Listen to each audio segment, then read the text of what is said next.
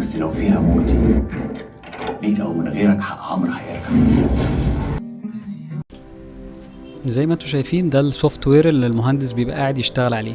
على اليمين كده ده الفوليوم بتاع التراك اللي هو شغال عليه، وعلى الشمال هنا توزيعة السماعات زي ما احنا شايفينها على الشمال خالص، دي توزيعة السماعات ال 49 بالجويستيك، والدراع ده بيبتدي يحرك الصوت بقى، يتحرك من اليمين للشمال بنسب معينة عشان يوصل لنا الصوت ال 3 دي.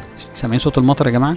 يعني السينما دي لو 7 دي فيها فعلا ميه بتنزل من فوق، انت فعلا هتحس ان في مطر. حد يسالني مثلا يقول انت سخنتنا يا عم، ايه الحاجات الجميله دي؟ طب احنا بقى نسمع الكلام ده فين فعليا؟